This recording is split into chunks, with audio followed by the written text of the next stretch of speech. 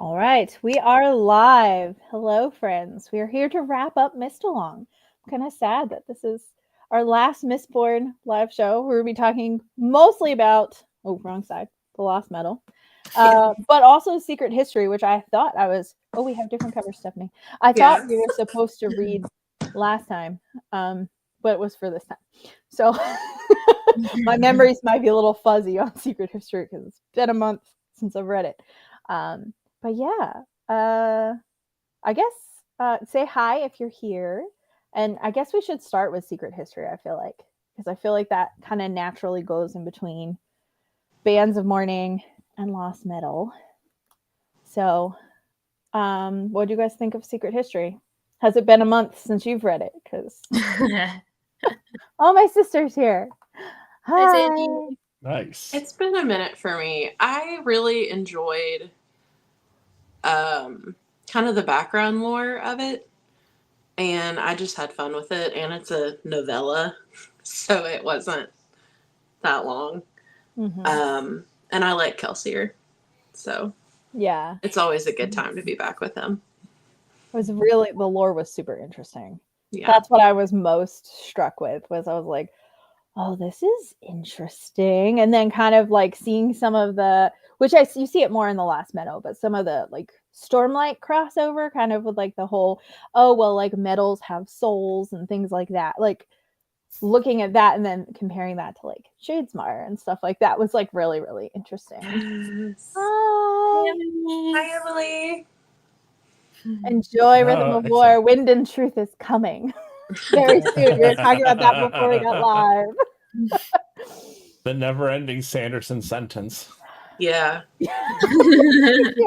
I think like I think Stephanie was saying before we went live that she's like, oh, I'm ready for a little break of Sanderson, and I'm like, yeah, me too. And then I'm thinking like, man, if I wait to pick up stuff till 2026, I'll probably have like 13 books at the rate. I'll be like, oh, yeah, because 1 she's year got a off. secret project coming out this year or 2025. I'm not surprised. So You know, I thought I was insane to like join 2 read-alongs with you on like his 2 longest series, but I'll actually say it actually worked out well because I found switching back and forth kind of gave me a break. It wasn't like reading all of Stormlight straight through or even all of Mistborn straight through. I found it more refreshing, and then you could also see, like you just said with Secret History, you know, some of those ideas developed. When I first read Secret History, I think I had read all of Mistborn straight through, which would have been, I think, Bands of Mourning at the time, including Secret History in between. I think I did all that before I started Stormlight Archive, because I kind of joined in Sanderson only a couple of years ago. And, well, it's been a little while, but it feels like only a couple of years ago.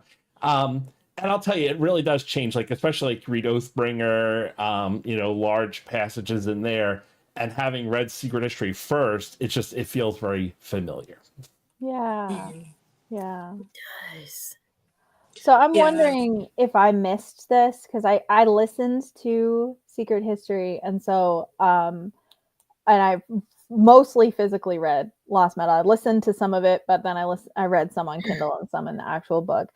And I didn't remember, like, some of the characters are in Secret History that Kelsier runs into because obviously they're in the same group and all that stuff. But I didn't remember them mentioning they were part of the Ghostbloods in Secret History. Did they mention that in there? Because I was like, huh? No. In Lost Metal? Okay. Oh, are you talking about the Lost Metal, or are you talking about Secret History? I was wondering if they mentioned Ghostbloods in the Secret History because they did in the Lost Metal. I'm like, did I just... No. I would have caught that for sure. Like, nope. You know, reading through Stormlight, you know, like that first connection is in Rhythm of War. The first time that connection is hinted at. Okay. And then it's like explicit in Lost Metal. Okay. Yeah. I was just curious because it was some of the same characters, but I was like, I don't remember them saying. I feel like my ears would have perked up. So I was wondering if I just missed that. Yeah, well, in terms of characters in Secret History, I'm trying to remember. There's most of the character. Well, of course, there's all the Mistborn characters that kind of get through, and there's of course Hoyd. But then you know, you get Chris, who is from White Stand, and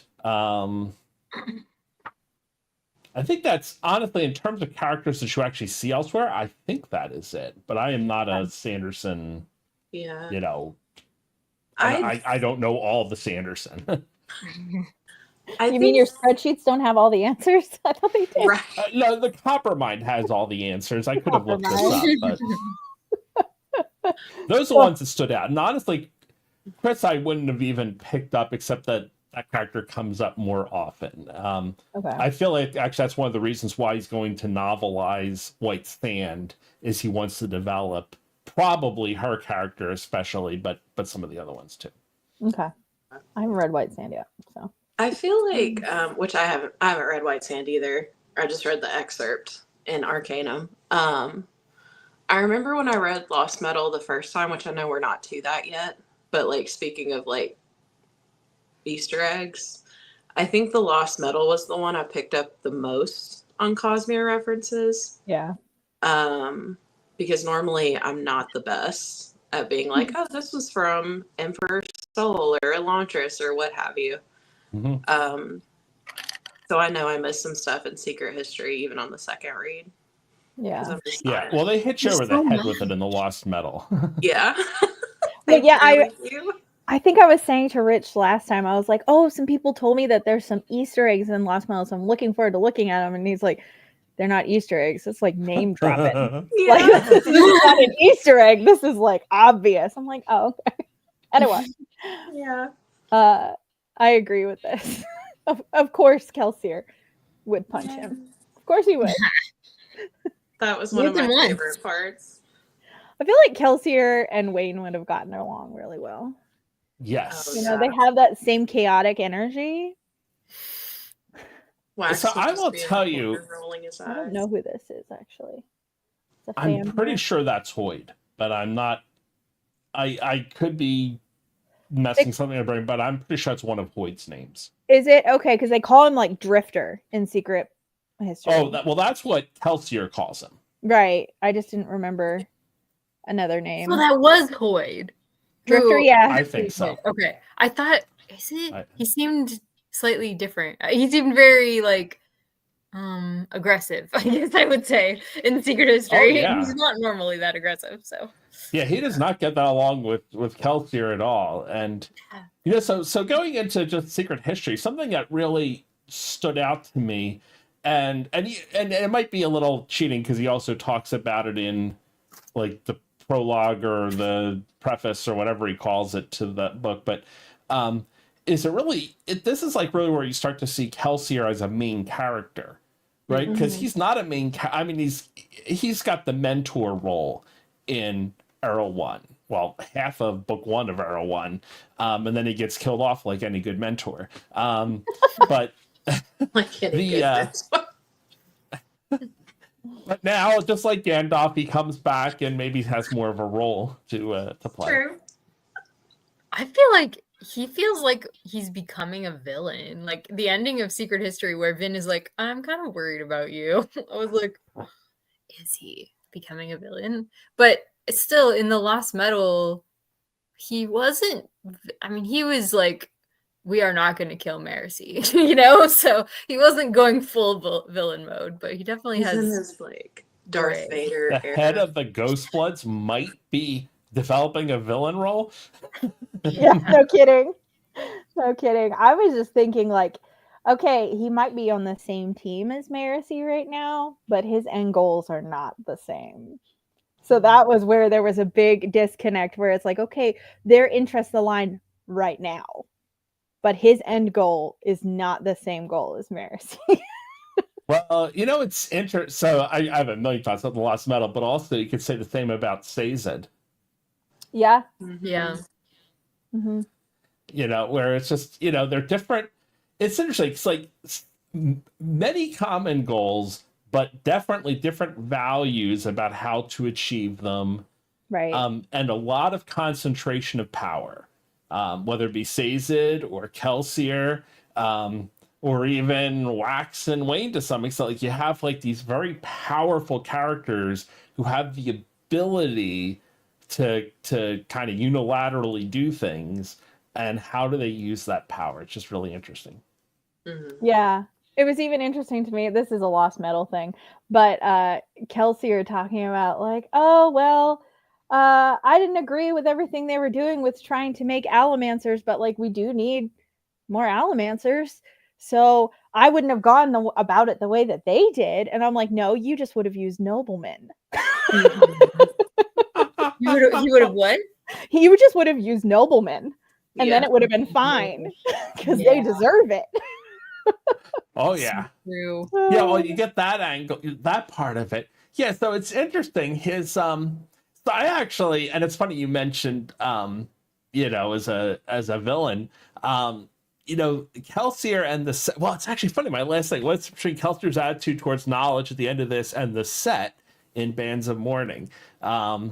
You know, it's like very, and you kind of were getting at the same thing. Like their methods are a little different, but a lot of that attitude, like I know what's best, I'm going to gain power so that I'm in the position to do what I think is right for everybody.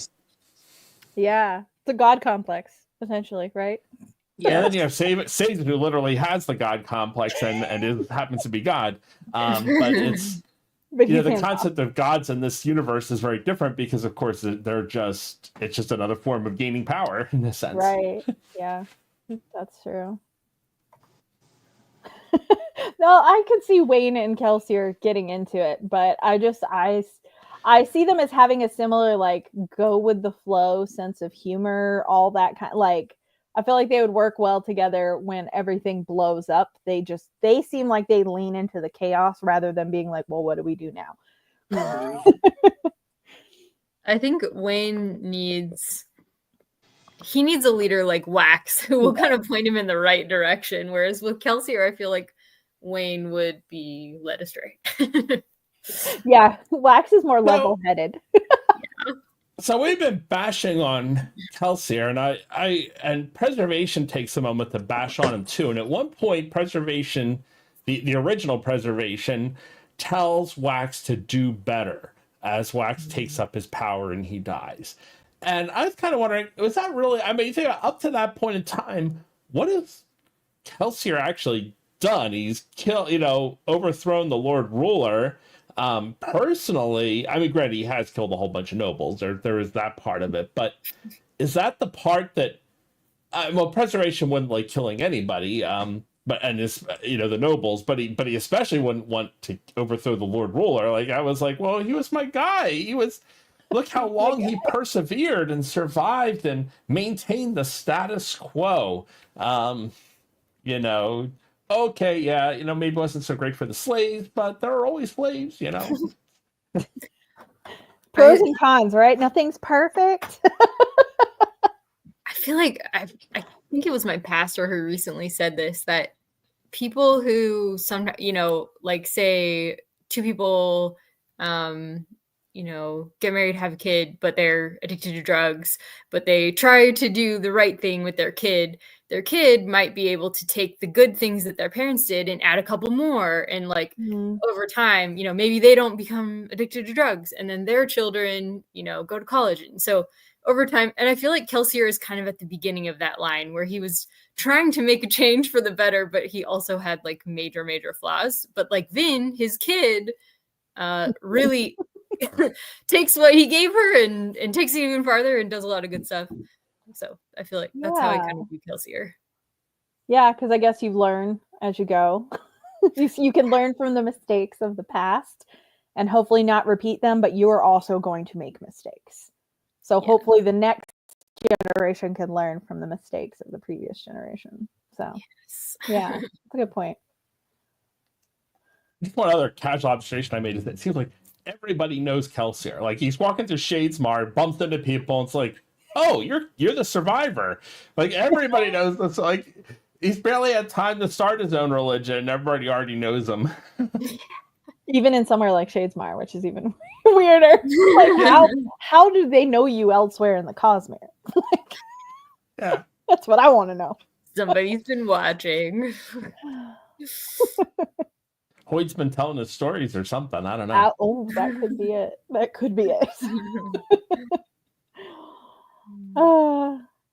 Well, anything else we want to add about Secret History? Before we move full on into Lost Metal, we're already kind of there, but okay. Now, I know obviously this whole era has been a first time read for me, but I think that this was also a first time read for you, Christy, right? For the Lost Metal, Yeah. and I think some of Bands of Mourning I read, and then some of it I didn't. Yeah. Okay. So we've got fresh takes on like have never read this before, and then I think both Stephanie and Rich have both read this before, right? Yeah. So that's interesting. I think this was one of my favorite ones in Era too. Like it was really interesting, and I think part of that is because of all of the Cosmere crossovers just made it like really fun. I think plot wise, one of my like it's in terms of plot twists and stuff, Shadows of Self it was the best one. Like Rich was right about that. Like the storyline in that one was like probably my favorite. But I really loved this one and the further character development, particularly of Steris and Wayne in this book. Like I feel like they were like focal point in terms of character growth in Lost Metal, and both of their character growths were just like so good. Yes. So, Christy, what did you think of this one? Huh? What'd you say, Rich? Christy, what did you think your first time read? This was my favorite of the era too. Now, I'm really glad Sanderson's era ender. I would say series ender, but it's not a series ender. It's an era ender. I feel like all of his strings come together, and it's like you see things from book one. You know, fully. You know, yeah. So. Yeah, this was my favorite. I really love his endings. All of the books in Air 2, I love the endings. Even if the first half or so or the first third, I'm kind of like, come on. But the endings I always just love so much. This one was really close to a 5-star for me. And the rest were like 3 to 4 stars. I was really glad that we came back to the whole breeding allomancer things from book 1. Because it's like, yes, Steris was rescued and some of them were rescued, but not all of them were. They didn't find all of them. And so I was really happy that we came back and revisited that. Because I'm like, oh yeah, what did happen to all those other people that they didn't find? Yes. And that really, like, I loved that whole, like, they thought the world was ended. And they're like, in this area and they have no idea. I love that they were a lot of movies I've seen. Yeah, they're hiding, thinking that it's not safe out there and all that kind of stuff. I love that they were trying to get out and like save people. They were like, no, we can save people. They were trying. They just couldn't. Yeah. I feel like this book had a lot of good, like, if it were made into a movie, it had so many good, like, cinematic moments. Yeah. Like the fighting their own doppelgangers was one of my favorites. That was really cool. Yeah, that was well. Yeah. I felt that way about this whole era, actually. Yeah. From the very first book, I was like, this would be a great movie. And I didn't necessarily feel that way as much with Era 1. I feel like maybe it's just because there's such a market for like gunslinger movies. And, you know, like there's more Western style movies. So like it feels like it's fantasy and Western together. And so like there was a lot of scenes that the way that they were described, I was like, oh, this feels like a movie. Yes. It's almost like he has movies in mind for the series. Almost like, right? Amazing. The foresight. I'm always fearful. If he kept a strong hand on it, I'd be interested to see how it turns out. But yeah, it was interesting for me reading this one. So I didn't care for it. I thought it was actually one of his weaker books the first time I read it, which was like right after it came out about a year ago, or how long has it been? But I might have been in a different mindset at the time, and I didn't. Honestly, I felt like all the Cosmere crossovers became a little bit of a distraction that time. This time, however, I enjoyed it much more. I was actually paying attention almost critically at some of the Cosmere crossovers, and I actually liked how he did them on reflection. And so I don't think I like this as much as Shadows of Self, but I think this is a very solid book. And I also noticed that some of the character work, especially with Wayne, and some of the other characters too, a lot more this time. It was just really, it was really enjoyable. Yeah. I really liked it. When I read this the first time, it was with a group of people, and my friend Roger's review, what did he call this? It had inane buffoonery in regards to Wayne. And I was like, you're not wrong, No. but it's really funny. Like, it That's hits who that Wayne sense of is. humor for me. Yeah. Oh, I love, well, so I know, I'm like Elle hates Wayne. I love Wayne. People either love or hate Wayne. Yeah. And I really enjoy him, so that makes the whole book work for me. Wayne is like Wayne and the Lopen are like basically the same character. You're right, but we get much heavier doses of Wayne, I think. Yeah. So maybe that's why he's more polarizing. To me, when I think of Wayne, it reminds me of how people feel about Lift. Yeah. Because there's really strong opinions about her. And I'm sure there are for the Lopen too, but I think it's not until what novella is he in? Is it Dawnshard? That one he's in more. But up to that point, like he seemed more quiet, I guess. Yeah. I mean, meaning in the plot, not he's not quiet.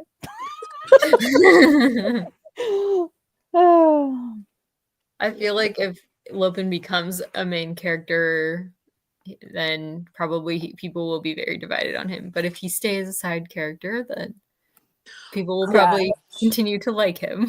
Can you imagine a novella with Lopen, Lift, and Wayne?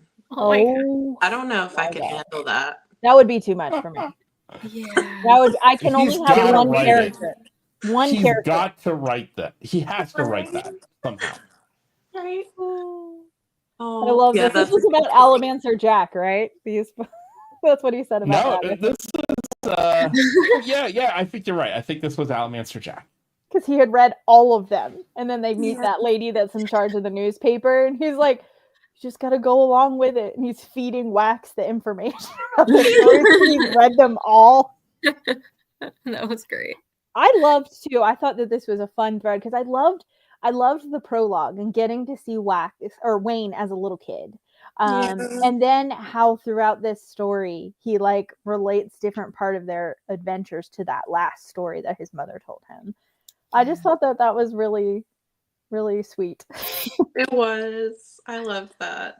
I feel like there was such a focus on Wayne that the ending with him was not surprising at all, but I still cried so much. I was not surprised at all. I was devastated the first time I read this. I was like, you are not allowed to do that to such a happy character. I was cuddling with Kev on the couch while I was reading it, and my tears were just dropping on his hand. He was like, are you okay? They're there. Because I was faced away from him. So he was like, what's going on? So I gotta admit, I was emotional when I read this stuff with Wayne, but I'm like, there are epilogues coming. He's probably not really dead because we've got Kelsier. We've got all, like, we keep getting these people he's bringing back, but then I'm like, oh, I guess he really is. Also, I didn't believe it. Hot take. Did we really need 7 epilogues? No. No, we did not. That was one big gripe with this one. It felt like, and I said this the first time I read it, the Wheel of Time prologues, like the audiobook, they're always like 2-3 hours long for a prologue. Oh, and epilogues like wrapping stuff up. Like, let's just get it done. Yeah. Well, I think but this is also the end of an era. We probably won't ever see most of these characters again. So to me, this is like the end of the Lord of the Rings, where even in the movie version, it goes on and on and on and on and on. And then the book, it like is like a whole, it's like reading another Harry Potter novel before you get to the end of it. You throw the ring in the fire and it's like, okay, the next part of the story begins. Yeah. Yeah, the fallout is most of Return of the King. Right. Yes. Right. But I would say too, like they could have maybe like condensed it a little bit, Or maybe it just because one all of them chapter. were like 3 days after, 2 months after, 19 months after, 2 years after. And I think I would have been less irritated if it had just been one long epilogue. That's what in, I was like, thinking, Separate yeah. parts, Mhm. versus Maybe. chapters. It's a nitpicky thing, Well, right? Yeah. Stephanie, you'll be I agree, happy. though. The Wind and Truth prologue is only 1 hour long. Oh, well, good. I mean, I can handle that. After Wheel of Time, that's nothing. I've been anxiously awaiting that prologue because I loved the Stormlight prologue. Yes, Yeah. me too. I'm really excited. I was like, who's going to be telling the story this time? Right? They're But always yeah. so brain expanding. They are. It's fun. Yeah. I thought it was really fun how much Hoyd was in the Lost Metal too. I'm like, he's Yeah. Wax's coachman. Like, how does Wax not know who he is yet?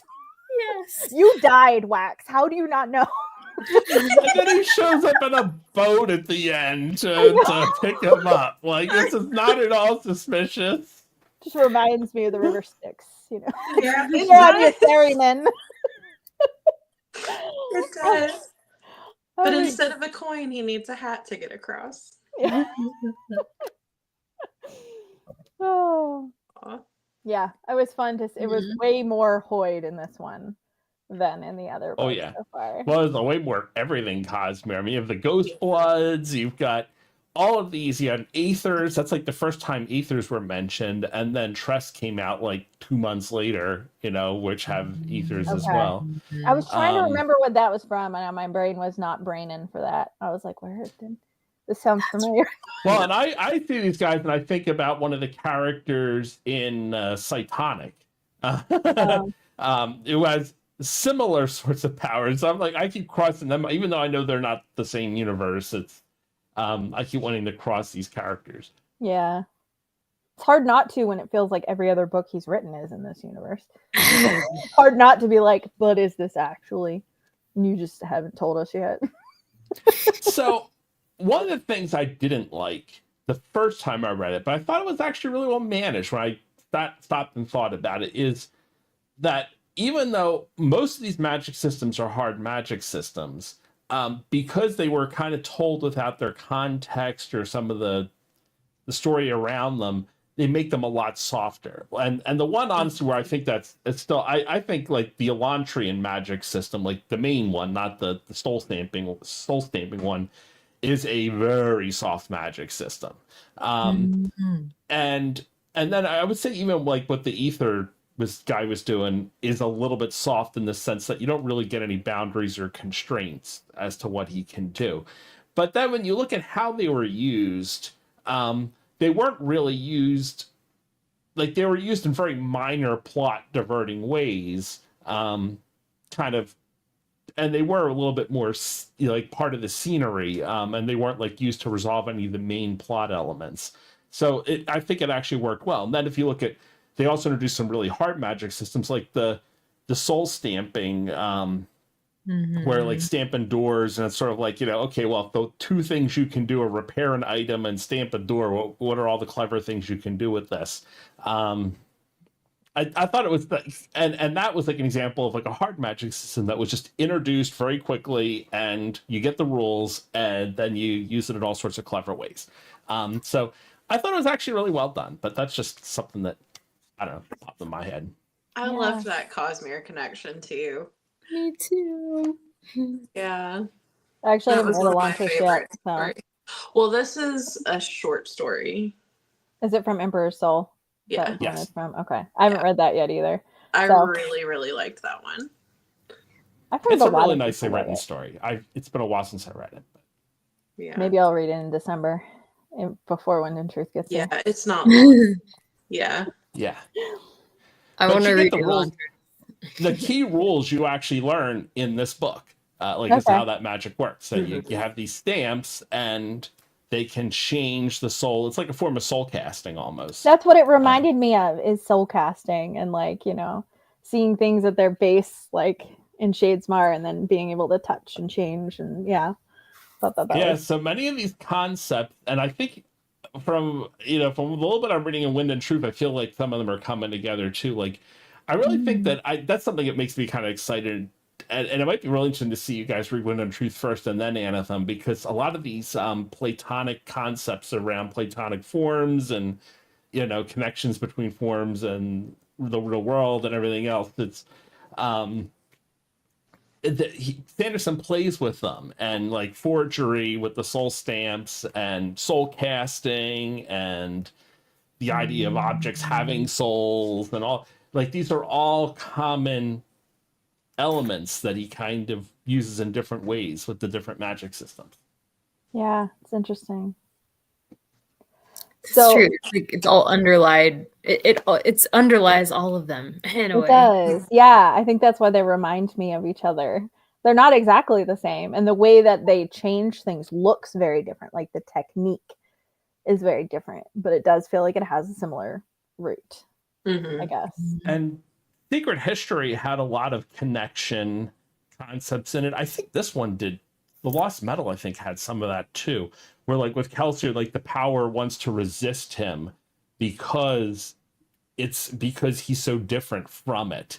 And like in Stormlight, you get the idea of spren bonding and everything else. Be careful about spoilers, but like the idea of connection and similar natures, and then of course what completely makes it crazy is of course there's some magical goo that you can have that creates connection where there wasn't one before, and so, but of course that's like telling a stick that it ought to be fire or something, it's yes. Yeah. When Kelsier figured that out, it's like, interesting. That reminded me very much of Shadesmar. Yes, we are talking about Moby Dick, clearly. The secret history of Moby Dick and the lost metal within it that made up the anchor. Here, go to your room. Oh, it's family time in the comments today. It's been a minute since he's been on trolling when I've been on. He was napping when I went on, and now he's here. So he woke up, and now he's commenting. So okay, before we read The Lost Metal last month, Rich asked Christy and I for like projections of what we thought were going to happen, which I feel like we didn't have much projections, but he also was like, what do you think The Lost Metal is? And I think Christy and I, did we both say like maybe Adium because of like I was thinking, or I remember I said that. I can't remember what you said now. Actually, the metal that Marcy found, I feel like at the end of the Shadows of Self, I was wondering about that one because I think Rich mentioned it. But then when you said Adium, it was like, oh, of course, that one actually was lost, So then I was totally convinced by your theory.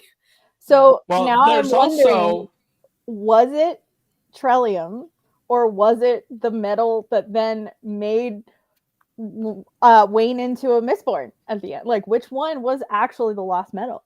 I'm not sure. That's why I don't know that I don't know that there's I think it's left ambiguous, but to your credit, the one thing I think it's in Shadows of Self, I think Wax and Steris go to a party, and there's a little empty, like they have all these metals on display, and there's an empty container and it says Adium, the lost metal. So, that's an obvious reference. But I don't know, and you're right, Lerasium, which turns people into Mistborn. I feel like it's probably those two because like those were lost. Trellium, they seem to have plenty of it lying around, and wasn't around before. But I don't know. Well, which one was okay? Because Lerasium wasn't that part of Harmonium? Yes. So, but then when they did the explosion thing, there was Adium was like residue left over, is what they said at the end, because I guess Marsh needs that to survive. So it apparently produced some residue of Adium, and it sounds like it also made residue of Lerasium, but they didn't realize it at the time. And so Wax and Wayne essentially became Mistborn without realizing it. So Wax, in theory, is a Mistborn. He just doesn't realize it. Yeah. The power. Boy, this is so over my head. I did not even notice that. Yeah, because he said it got vaporized, and they may have inhaled the dust or something. Stazid says. Remember that. I was Wayne. wondering if he really was a Mistborn or if he just they weren't sure. I wasn't sure about that. Yeah, because there's some weird things that happen because I think Wax manages to heal from an injury that, it wasn't clear how it happened. He was probably burning pewter. Yeah. Oh, Right. okay. That's true. That Okay. makes sense. Yeah. That's interesting. But yeah, it's but that's Vin was a Mistborn for the first half. For the first half of her life, Right. She not didn't know. realizing it. She didn't realize she had these powers. She was aware of, was it Zinc or whichever one, the riot or the suit, the rioting. Her but luck. that was all. Her luck. Yeah, her luck. Yeah.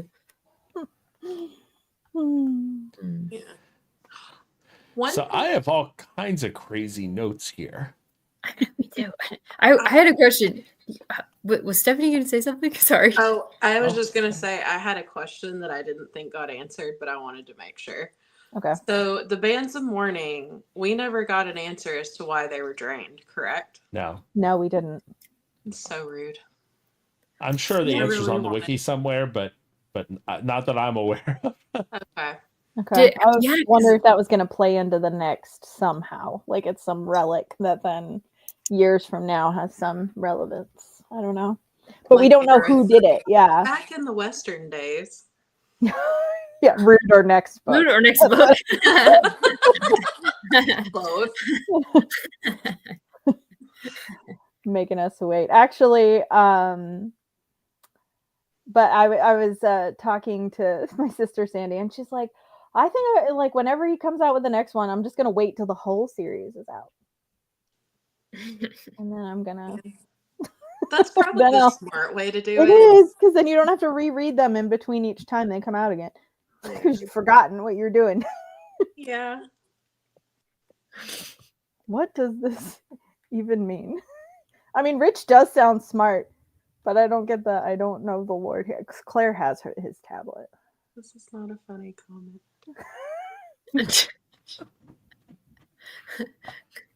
Oh, I don't know. I can the at least lore. sound smart. I don't know the lore here. That makes a lot more sense. Yeah. Okay. Well, the secret with lore arguments is to be totally confident, and then nobody knows. Fake it till you make it. The key is. I mean, it's all made up, so who's to say who's right and who's wrong.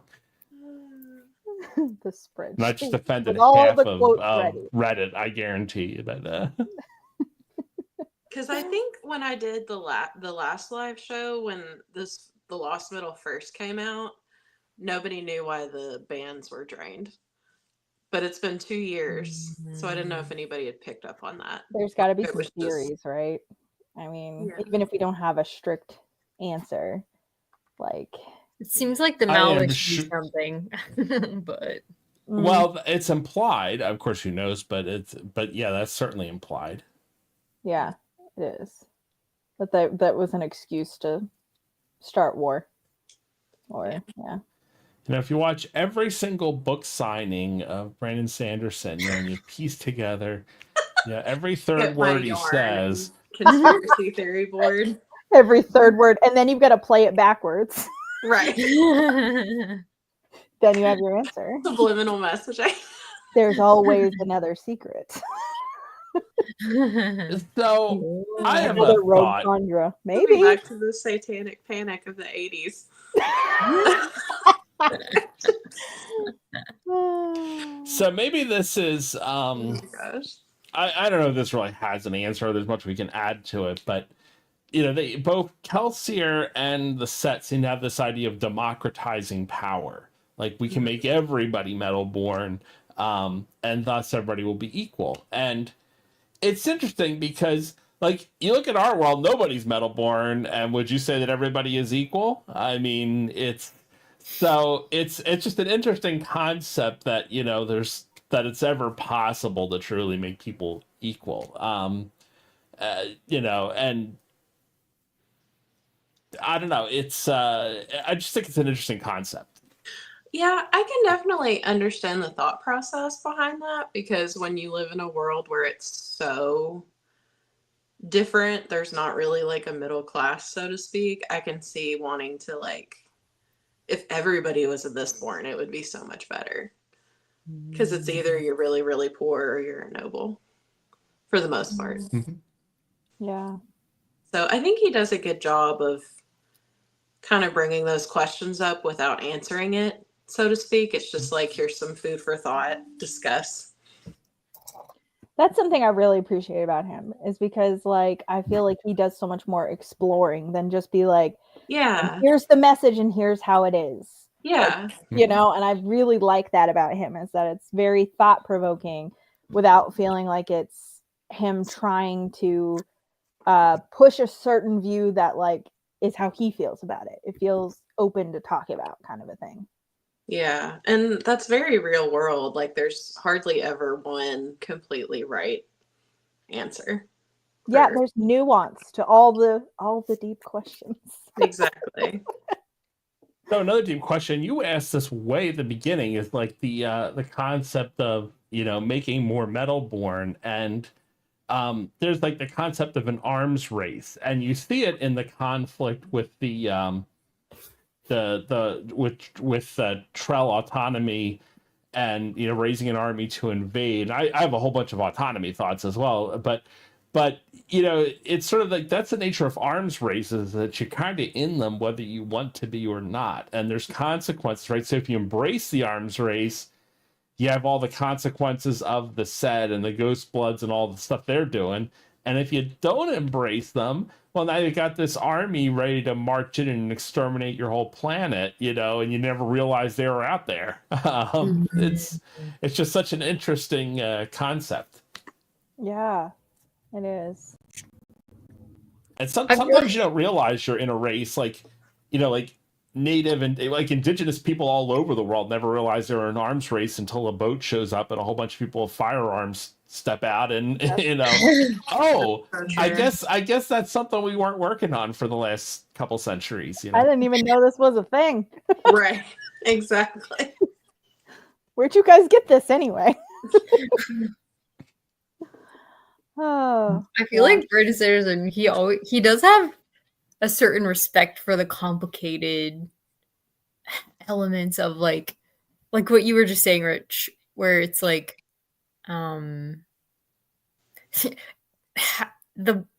it's kind of hard. If you're not prepared, you're gonna get eaten for lunch, basically. I feel like he has a sort of pragmatism about how world events happen.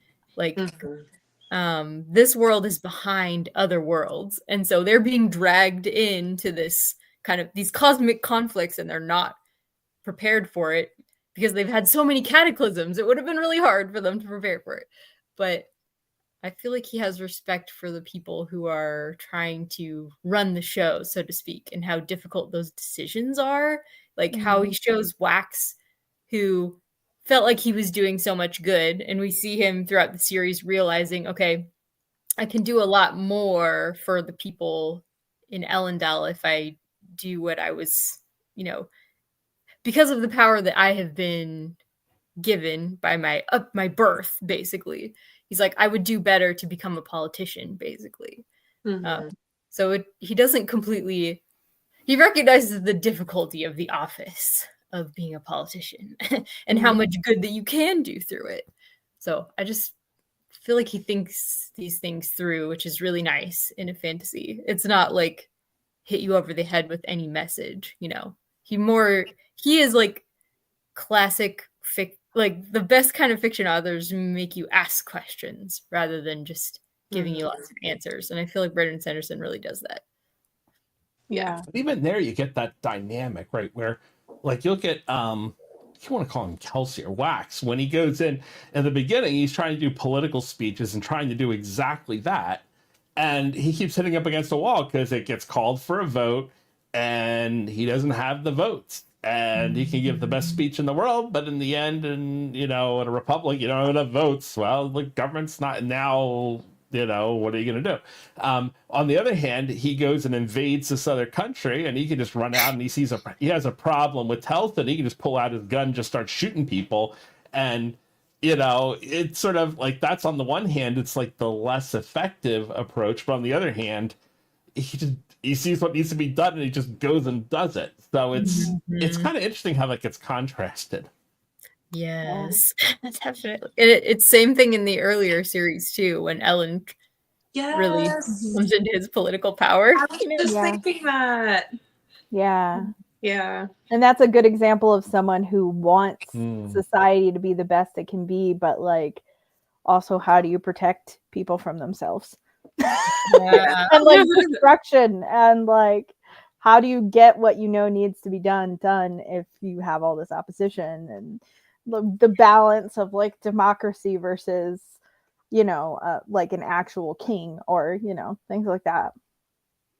Well, it's interesting how it's kind of frustrating to think about, but like the most eloquent persuasion will change people this much, but just going out there and unilaterally doing your thing, aside from the direct consequences, it also has a persuasive power, and now all these people will line up to follow you and join your army who probably never would have been persuaded by your speech and calling a vote. So it's kind of interesting how if you persuade the people to lead the change, it doesn't work. But if you just go out there and overthrow the government or whatever you're going to do, then the people are like, oh, this isn't so bad. Yeah, I'm all for that. And it's just it's crazy to think about. Yeah. And I think different characters have different strengths too. I think Wax's strength was not in his like oratory skills as much, So I think that's another component. And he's like, well, how can I be all these things and yet like play to my strengths, And so I think that was part of his struggle in this book. And then Marcy at the end, like deciding to run for governor because she's like, I can't enact the change I want to enact just staying a constable. Yeah. And so it was like interesting. And how Sterris's strengths were different, than Wax's, where she was one of my favorite things was like people actually like appreciating her at the end. And she's like, what is this feeling? Pride? Is it pride? So much. It made me so happy. And then to be part of a disaster relief team. Yeah, but think about what you had to get through to even get that opportunity, because she more or less had to also almost unilaterally seize power to do it, because nobody was listening entirely. She wasn't invited to the meetings, and she had to maneuver her way in there. And I think that is how it is sometimes when you're trying to advocate for change. You have to be like that, to the most power that you have. Exactly. Well, the loud ones get attention, right? So you have to be a little louder to be heard with all the noise sometimes. Yeah, it's not competence, which, I mean, ultimately it saved the day, but it certainly didn't start out that way. Right. I love this. He's wonderfully balanced with lines like, people suffered when the truth became a commodity to be speculated upon. And then Wayne farting in the mayor's chair. Balance. So true. My favorite part of that conversation was actually at the end when all of a sudden Wax is like, Wayne, I have a chair like that. And Wayne's like, yeah, you do. He tries to change the subject, like he doesn't want to mention it. Come on, isn't there something more important we need to be focusing on, Wax? I love like the quotes that they put on his statue, and that's like has a changeable hat. Like different things at the end that I'm like, this is so Wayne. He would approve of all of this. And when he was like, did I make the biggest explosion ever? He stayed true to himself after death, even. Yeah. Like, sure, buddy, you did. Says it sounded like a that conversation started, but yeah. So you want an Easter egg? Sorry, it's a totally random thing in my notes. Did anybody catch the little comment about from Kelsey about a sister with a mask running amok on Roshar? I did, and I was like, "Who is that?" I looked it up Yes. because I was like, "Who is that?" That's Oh, right. we- I forgot about that. It's it's definitely somebody. It was actually somebody with a significant plot interaction in Words of Radiance. Mm-hmm. Did Lift ever have a mask? It sounds like Lift to me. I remember the line. I can't think of who it could be. Oh, what and I was know his as soon as name? somebody tells me, I'm gonna be like, If you want, I can tell you or whatever. I mean, granted, Yeah. okay, so close your ears if you haven't read Words of Radiance. But Close your ears. when Shallan's trying to infiltrate the Ghost Bloods in the very beginning, and she gets a partner to go infiltrate to go see the Herald, and she's like, oh, she's crazy. She refuses to take off this mask and Oh yeah. in the insane asylum and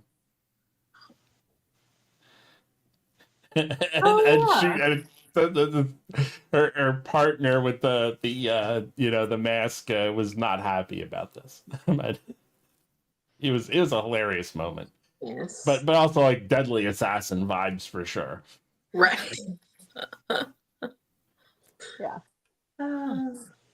I had to look it up because I'm like, I feel like I'm gonna know this once I read it. Like it's in my brain. Watch and I out was for like, wins and true spoilers if you do look it up. Oh well, I just looked it up like because I was like, well, I'm caught up in Stormlight, so I'll be fine. Well, look Say it that up in. more. So Coppermind actually has a policy. They will not put new book spoilers in for preview chapters. Okay. And I think they even have a waiting period even after a book comes out. So if you like go look something up as a refresher, you won't get books that aren't released yet. Okay. Like even like preview chapters or things read, I don't think they'll put that content in. Now, random stuff he says while signing books, that stuff they will put in. But Of course. And they have the time machine thing, the feature too. So you can go back to how it was before a certain book was published. Okay, you can certainly do that I too. didn't know you could do that. I didn't know that. That's pretty very nice. helpful because I haven't read all That the is secret nice. projects yet, and I know that there's some ties with some of those. Yeah. Especially Sunlit Man, I think, right? But I have not read Sunlit Man yet, so It's helpful. yeah. Okay, I have a Does anybody question. want to talk about autonomy? Yeah, has autonomy been in anything else? Because I don't remember her being mentioned. No. Okay.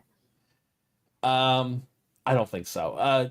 So Christy brought this topic up like several books ago, where like Harmony is turning into like the most American god ever, where like freedom is like a defining characteristic. And I thought it's an interesting comparison and contrast because you have Harmony, who's really obviously trying to give people freedom of action. But then, of course, you have Autonomy, who in theory is also about freedom of action, but they seem to have a very different vibe about how they like Autonomy. Definitely, like you see much more it's like the struggle to survive, survival of the fittest more seems to be more the vibe, whereas Harmony, it seems to be more of a maximize the opportunity for choice, not so much the excellence of the individual in making the choice or whatever. I don't know. That's maybe that's just a vibe I got. But I thought it was just a really interesting concept to play with.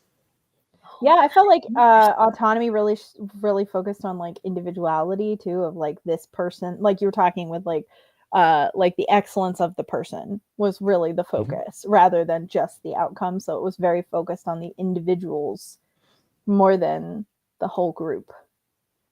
So I thought that was interesting. Yeah. I think like the Harmony concept is more maximize the opportunity for freedom of exploration and individual choice across the entire group so everybody can kind of do their own thing as much as possible, whereas autonomy is sort of like, well, you got to break a couple legs to make an omelet. It's sort of like whatever you got to trample on to have the top rise to the top. there's an element, although it's interesting because autonomy is actually kind of critical about Telson's way of going about things. Like she's achieving excellence, but Yeah. kind of like the veneer of it. Like she's very concerned about the appearances of it, which in some sense is sort of the opposite of autonomy. Yeah. Like the Autonomy idea of had respect impressing, for Wing or Wax.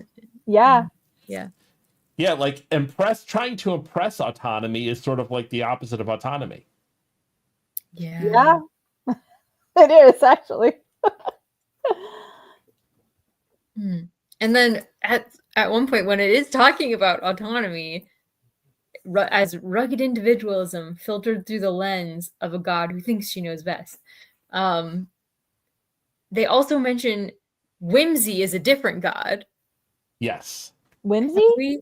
Whimsy, yeah. Interesting. And there's no whimsy to her. That's a different god. On page 249. So, but this Yes. is the old version. Or no, I remember that. No, that line's in the new version too. Yeah. Might not be on That's page 2 years 259, old. but it's in there. Well, people in the book signing circles have been talking about autonomy and whimsy and so on, but Really? I don't know where they speculate on it because people, I don't know where they pick this stuff up from, but this is the first time either has been mentioned in print that I'm aware of. Okay. So now I'm like, is there another planet we don't even know about yet? Probably. It wouldn't surprise me. There's always another secret. Exactly. Always. Always. Just I'm sure that, breadcrumbing. yeah. There's people we haven't been introduced to because there's how many shards on how many planets. Now, one thing that's interesting with autonomy is you're first introduced in through the eyes of Telson and what Telson thinks autonomy is about. Then you're introduced through the eyes of what was her name? You were just quoting, Christy, the Ghost Blood. Moonlight? Moonlight, that was her name. Moonlight. And her take on it, like, you know, through the lens of a god who thinks they know what's best for everybody.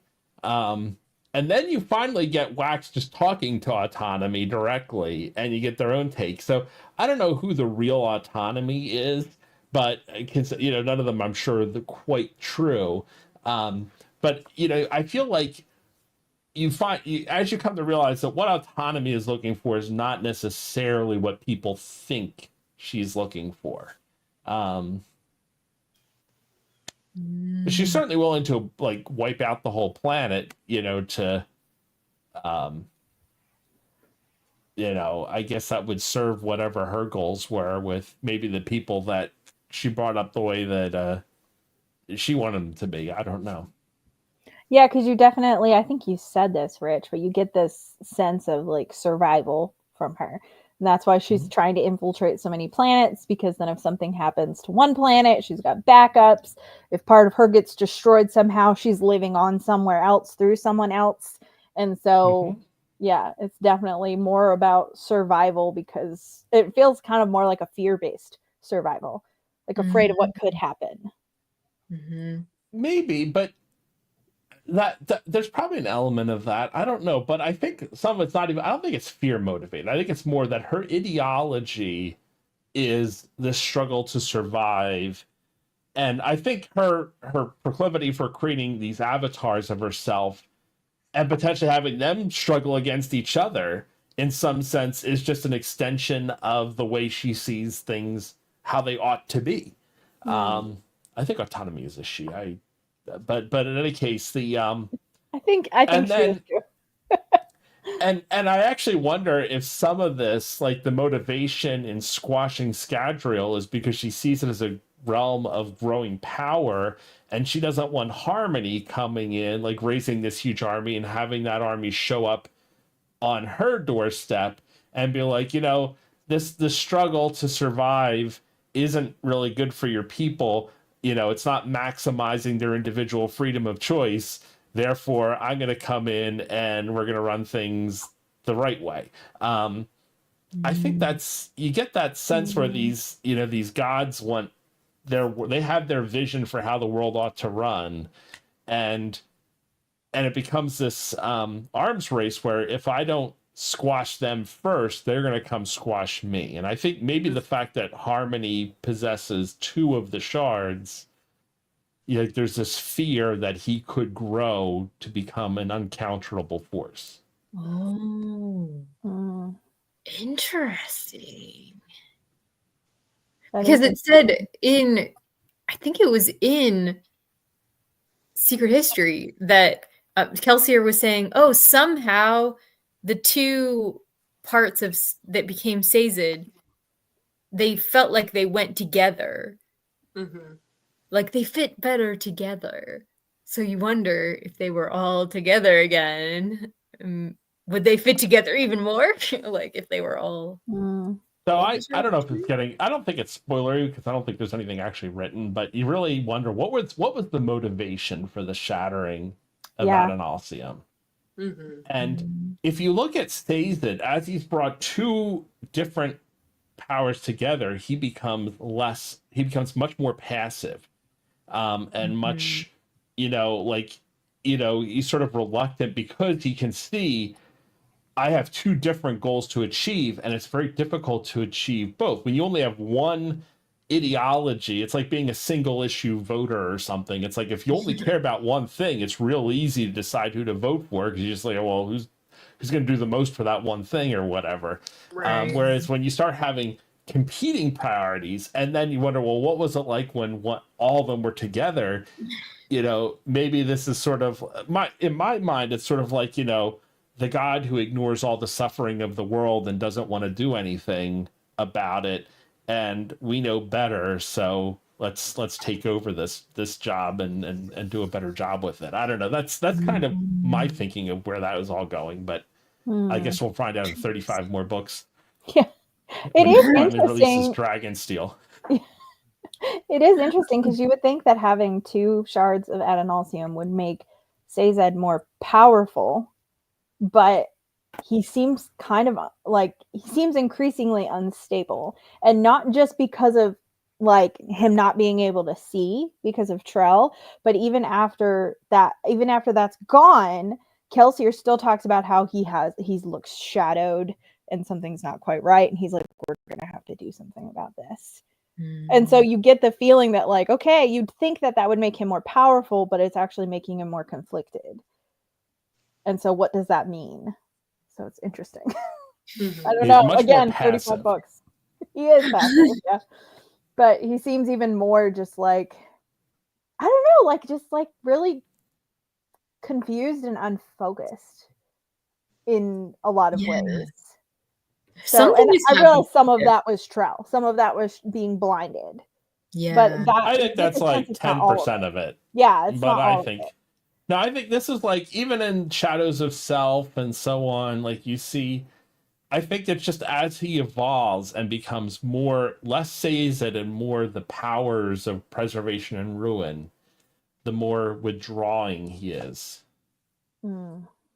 I don't know, I'm thinking like Watchmen, Dr. Manhattan kind of a thing. It's sort of like, kind of becoming dissociated a little. I don't know. And that makes you wonder then, would it be, as he becomes more that way, would it be easier for someone to try to overthrow him and take those shards for themselves? I don't know if that's where Kelsier wants to go with it, but at the end he seems like we're gonna have to do something about this. But he's also a bit conniving, like, because he like lies to Kelsier actually twice across these 2 stories, right? He lies to Kelsier about him being able to get himself a body, which Kelsier has figured out by the lost metal. And then he lies to Kelsier about, which Kelsier doesn't pick up on, about Lerasium. Mm. Yeah. Interesting. I had a quote about ruin. Hang on. Oh, that's interesting. Yeah, but like there is a balance between cultivation and ruin. It's not necessarily good and evil, but they are like. Yeah, I think Sanderson it's actually interesting. He doesn't actually deal with the concepts of good and evil by that name. I mean, certainly there's a lot of it in the books, but right. but the shards, like none of them are really good or evil. You know, like it's essentially. I think that actually makes it way more interesting that like these. You know, they all started out of one being that was in theory a god of some sort. You know, you don't know what they were like. Right. But but it's more about like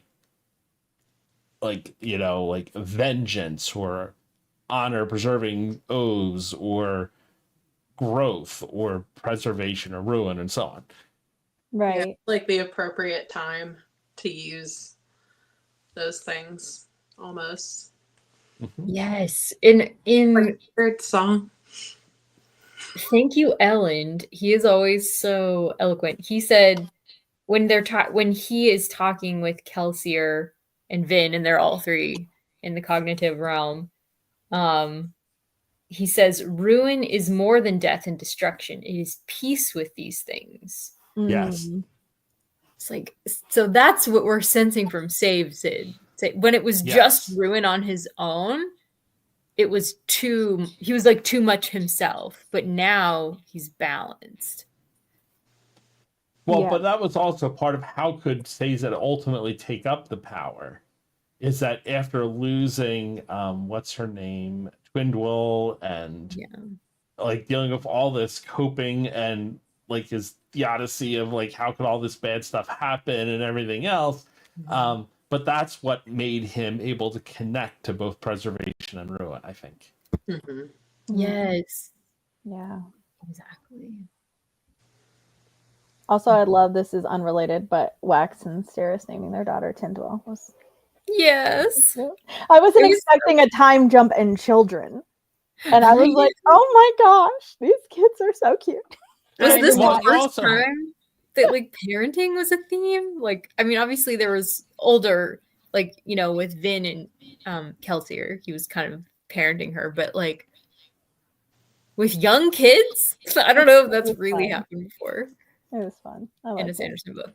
Sorry, that was unrelated, but you mentioned Tyndall. No, it's a good point. Actually, we've actually seen like the names of streets, like you know, there's like a Demu Promenade or something like that, and there's a lot of city names in Ellendale. Yeah, of course, the name Ellendale. Yeah, it's fun. Oh yeah, that Max had a stuffed dog named Tenny for Tensoon.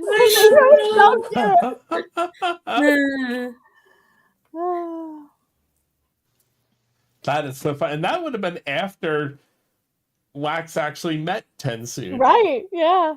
Oh, I was so glad that Tensoon was in this book again, too. I was really happy to see him again. Me too. Because I think he's my favorite character from Era 1. I love him so much. Like, his story arc was one of my favorites. Presumably, he'll keep coming back, right? We would assume. We might run into Milan on some other planet, too. Who knows? We probably will. Who knows what she's doing out there? Yes. Scadrial's finally learning with Harmony, like, oh, we need to explore these other things. People coming in here. Let's go do some stuff. You go become a light weaver or something. Right. I was just thinking, wow, we might not even realize, but some of the Stormlight characters might be. Oh, that's interesting. Like, yeah. Well, we know some of the Stormlight characters are Ghostbloods, so. Yeah. Yeah, when that was in the Lost Metal, I was like, no way. I was like, are you serious right now? Where's Shalon? Oh my god. Wild. But it's also it colors your view of Kelsier a bit when, you know, like the Ghostbloods, you know, and I think it was really interesting how he revealed it in that order, because he develops this society as sort of a very antagonistic society in Stormlight, and then you throw it in with a former protagonist in a different series, and it's like now he makes all kinds of interesting questions about okay, that's interesting, how does this evolve, and what's the timeline here, like how much time has elapsed? Like, does Marie's answer to Kelsier? Like, yeah, I just want to know things. I want to know things. Or at least the person in the mask is wreaking havoc.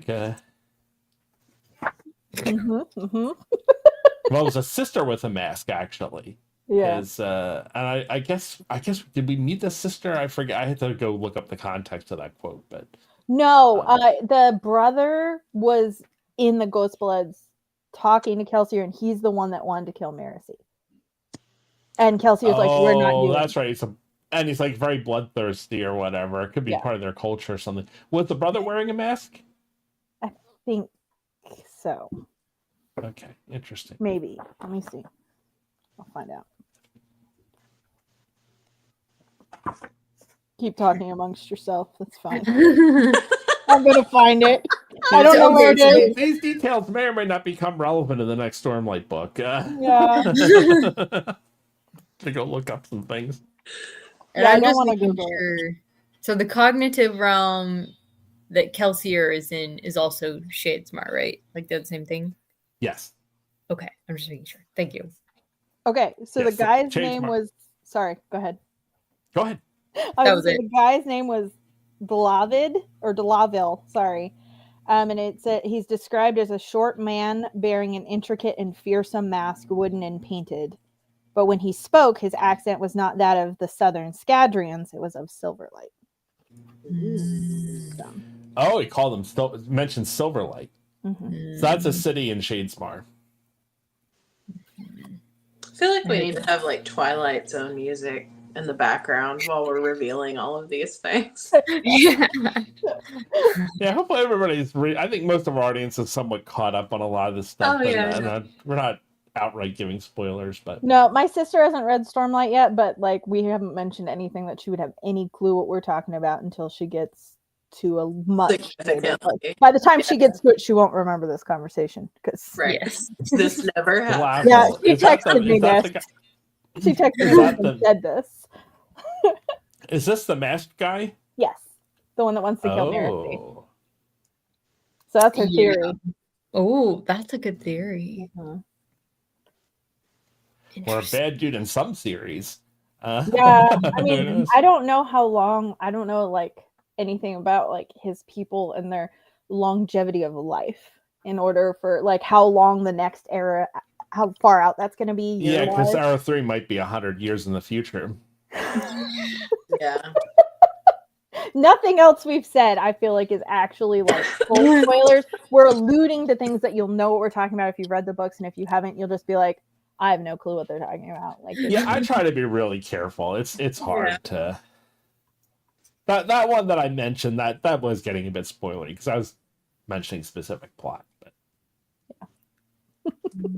I'm very well. Of course, I mean, what I consider a spoiler, what other people consider a spoiler. I mean, it's like I tend to be sensitive to those things. So yeah, some So I people don't are hang- like extremely militant that saying even one thing is spoilery. That's I know. like one sentence. Like when people were like talking about reading a secret project and they said what the title was, even though the secret project already been released, and people are like, "That's a spoiler." And it's like, no, it's not. The book is released.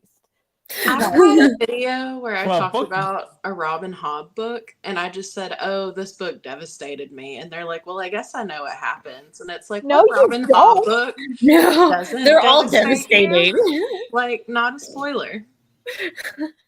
So yeah, people are very well, sensitive. the thing with the secret project, I kind of get that Sanderson actually went out of his way not to reveal the titles and to allow it to be like a mail order surprise for people who wanted that, and so everybody kind of respected that, which is fine. But then after the books come out, I also get the logic that like, are you like the book that shall not be named, for like the rest of your life? It's sort of I think it was Bookborn or somebody was talking about that. Or maybe it was Murphy, I forget. But yeah. I remember Murphy using the title because at that point you could still order Tress and the name was out because everyone had received their packages already. So it's kind of like, well, then why are we not allowed to say the name? Well, of the how are book? you even gonna get the book at this point? Like, if you signed up to receive it in the mail, that would have been one thing. But like, you're going to go on Amazon and buy it. Well, guess what's going to be on the listing at Amazon? It's the gonna title. have the book. Exactly. But I also get that people wanted to be able to have a box show up on their doorstep and they open it up and it was an absolute complete. I thought that was a really clever idea, and great. That's nice. Yeah. But I'm talking like a month out. I'm like, why are we? Exactly. Yeah, yeah, but you got to be careful right now because the preview chapters for Winds and Truth are out, and if you go to the discussions, like most of the books have, or most of the chapters, because you release them in weekly batches, and they all have web pages and Reddit posts, and so if you go to those, they're actually pretty good about spoilers because the spoilers will only go up to that chapter. So you can, in theory, follow along that way. You still get the whole internet arguing over ideas nonsense, but if you just go on Google, you're gonna just you're gonna get anything anybody's released. Yeah, I'm not gonna Google anything till I'm done with it, and then I'll be okay. No, I get it. Thanks. I have a question. I'll just ask in Discord and put spoiler marks on it, and somebody will have an answer. There you go. Yeah. Well, you ask people you know, and you know who will actually respect spoilers and everything. That's different.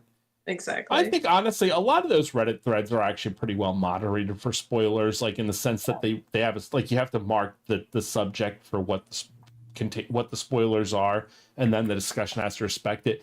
But you still get the attitude of like, well, that's wrong think, because if you put together these 5 book signing comments, clearly this theory of yours is trash. I would comment on the Discord. I saw somebody make a comment. Well, when I read this, I was thinking, that's what I was thinking of, or I was thinking of this. And that's all they said. And it was like -3 downvoted or whatever. And it's like the person literally just was commenting on what they were thinking at the time they read something. They didn't say this is true or whatever. They were just kind of agreeing, yeah, well, this is also what I was thinking. And it's like, oh my goodness, you have an opinion? It's like... people need to relax. Just relax. I don't have the energy for all that. No. Like, I usually don't hang out. I was looking up this. I was trying to look up something very specific and stumbled on it, but it's kind of like...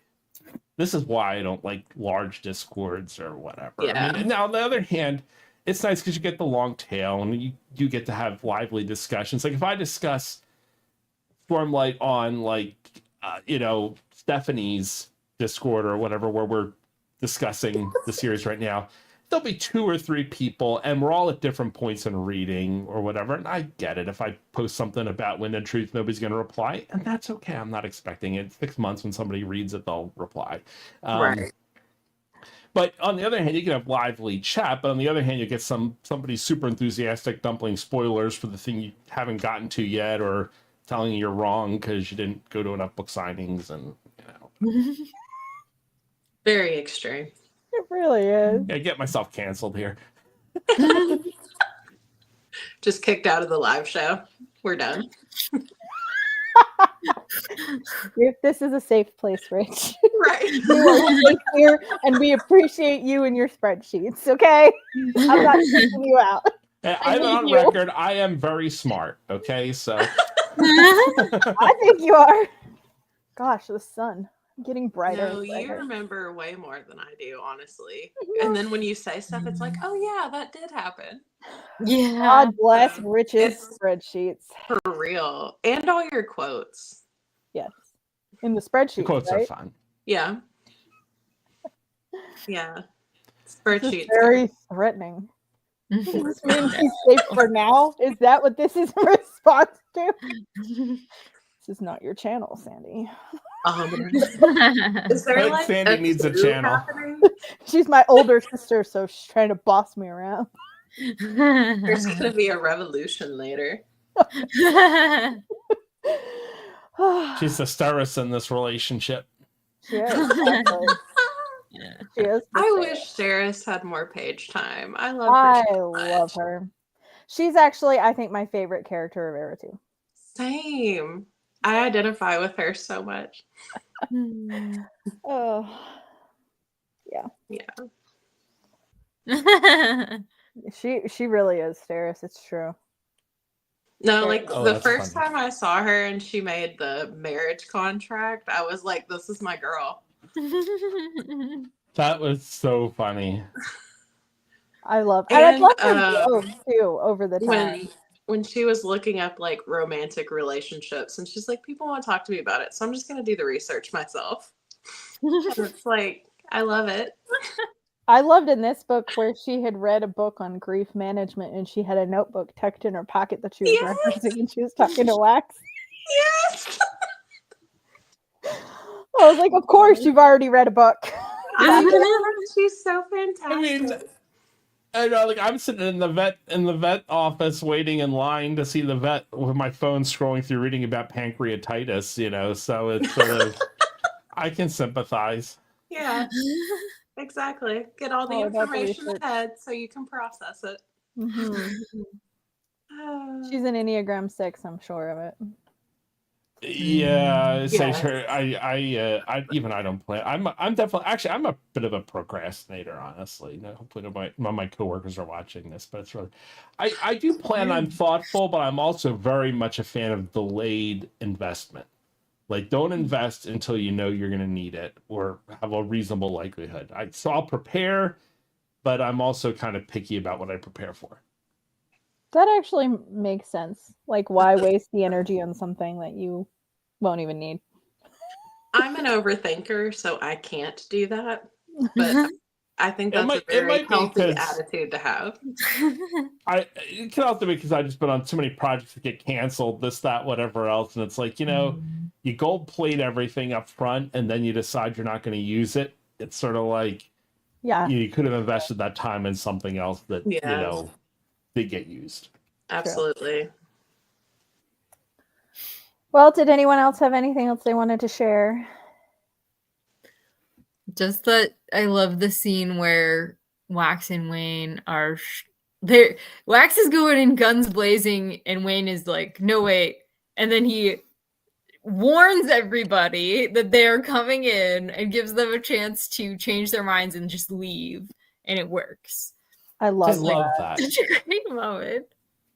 It almost never works in reality. But Yes. He read the room though, because he didn't try that in other books. He just realized. Yeah. Well, and some of this is also maybe it's just the naivete of not having. Maybe there were no officers. Like this is why you don't send a enlisted troop without officers to tell them, you know, go die for your country. You know, because if you left it up to their own design, you know, up to their own initiative, they might decide, you know, I'd rather live. Come to think about it. I'm gonna go home to my family. It takes a proper rallying speech to get somebody to die for somebody else's principles. This is true. Mm-hmm, for sure. For sure. Interesting. Well, I did want to say thank you to everyone for my co-hosts and for everybody you know either is with us now or will eventually catch up with us. I realize everybody kind of tailed off over the end, but it's just been a wonderful journey. You know, I can't believe it's over for this series. There might be more to come, but it's been so fun. Free in 10 years. Yes. Reunion.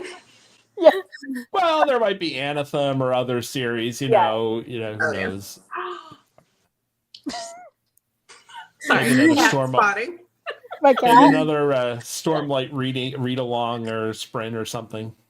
Yes. Yeah. And yeah, like Rich said, we are planning on reading Anthem together at some point next year. We don't have a date yet. That's a big long book, so we'll probably split it up over 2 months to make it easier for everyone to read and chat about and all that stuff. So that will probably be on the horizon, but we gotta get through Wind and Truth first. So Yes. so stay tuned. Thank you, Sandy, for joining with us. Now Sandy is a Sanderson fan. Mistborn, Oh, the first nice. book. This was her first. Well, no, actually, Tress was her first, and then she Such a joined us delightful. for Mistborn, and so this is her first Yay. real wow. Sanderlanches, you know. So now she's going on Well, to this is Stormlight. quite a series to go all the way through. I mean, there's a lot of books. It was a lot when it was only 3, and now it's like 7. Yep, she Yeah. read them all and the novellas, so she was with us the whole way. So thank you. So the question for Sandy is, what are you going to read next? Is it Stormlight? Are you reading Stormlight next? Book 5 is coming, so that'll be a complete arc. Or if you want to break, Warbreaker is a great in between if you want something a little lighter. Warbreaker's Warbreaker's fun. fun. Yeah. And has so many connections too. Okay, Stormlight. Well, you can't go. I will never tell somebody not to read Stormlight. I mean, if you're into epic fantasy, it's like his best writing. Yeah. She told me she asked her sons to buy her a Kindle Paperwhite for Christmas, so that way it's easier to read them because they're so big. That's a good idea. Yeah. That's how I read them. Oh yeah, and Sandy Like, and I are lean reading back, through Yes, like I'm reading that too. Oh. when I'm looking over, I've got just the first book leather bound, and it's like EA thick. the leather ones are so pretty. Well, thank you, everyone. This has been super fun. Stay tuned for an Anathem announcement at some point in 2025. And thank you for joining us. And thank you to my co-hosts as well. Yes. Bye. Thank you. Yeah.